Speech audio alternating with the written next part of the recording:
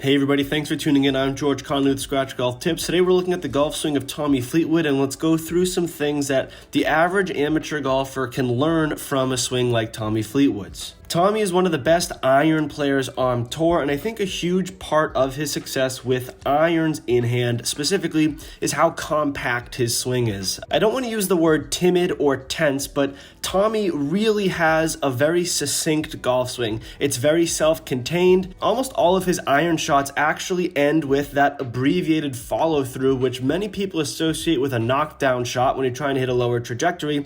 But because of the succinctness of Tommy Fleetwood's swing, that's just how his golf swing normally ends, with an iron in hand. Now, right up front, this is a great thing that many people can learn from, especially with irons and wedges in hands. When many people have an iron or wedge in their hand, they feel the need to have a nice full golf swing and get as much yardage out of that club as possible, when in reality, the yardage isn't what's going to matter. If you want more yardage, just take more club. There's always more club in the bag. What you really want is consistent ball striking, and you want to be able to aim and hit on the line that you're aimed at. So having a more short, compact golf swing like Fleetwood, where you're not taking the club way back behind you and you're not coming all the way through the ball so you're losing balance, but keeping it compact, have a feeling of succinctness in the golf swing that can really help with irons and wedges in hand. Now let's talk a little bit about the driver swing. You'll actually see Tommy Fleetwood occasionally go through the driver swing with a compact motion. That's his fairway finding golf shot.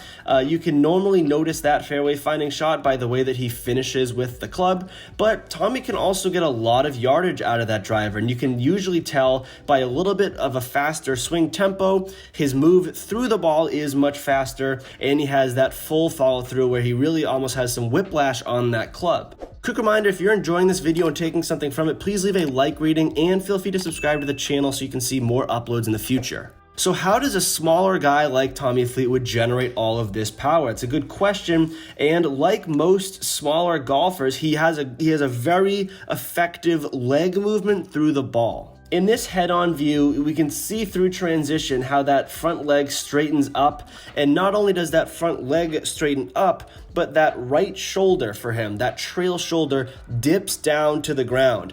And having a left leg straighten up and a right shoulder coming down creates a really nice dynamic of getting that club in the slot through transition and exploding through the ball and creating a ton of power. Now, this takes flexibility, but it also takes a great deal of strength. You need to have strength in your lower body, in your legs, in order to create that. It's also worth noting that that right shoulder coming down can make your club go upwards as an angle of attack to the ball. So you need to be very cautious about this.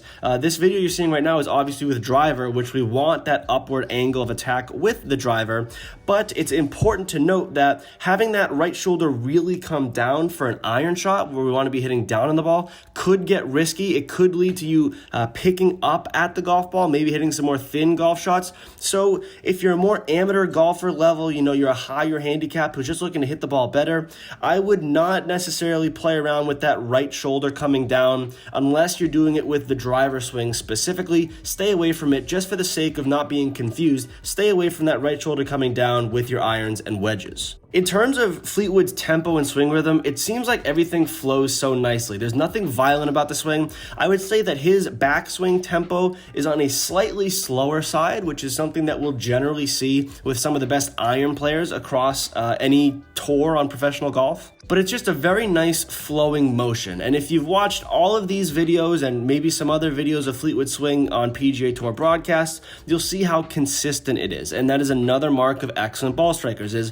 you're going to get a lot of consistency not only in the mechanics of the swing, but also in the pre-shot routine, the takeaway tempo, the transitional move. All of that remains consistent. And I wish I could sit here and tell you, here's an easy way to become more consistent in golf, but it really comes down to just getting your reps in, going to the driving range, working, getting that muscle memory down to become more confident in your golf swing, and then that confidence will lead to consistency with practice. Another thing that is worth noting is at the top of transition, we will see a slightly shut club face at the top of the backswing, and that's not something that is unfamiliar for a lot of guys on tour. It is especially common, once again, with someone who's a very good iron player. Now, obviously, when we have that slightly shut club face at impact, there needs to be some move through the ball that lets that club face come around, and in Fleetwood's case, I think it comes from his ability to clear the hips and the lower body through the transitional move. If you can really clear those hips, the hands are going to follow and they are going to clear.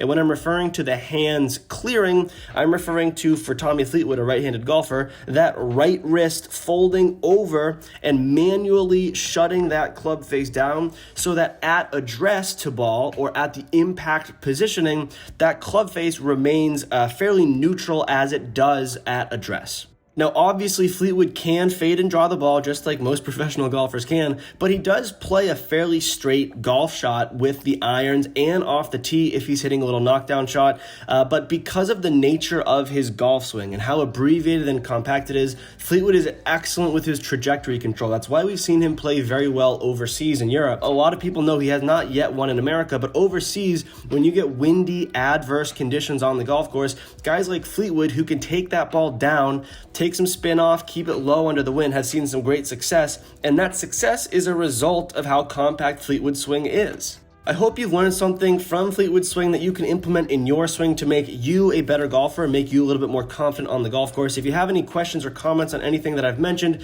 please leave them in the comment section down below. Thank you all very much for watching. Play well and take care.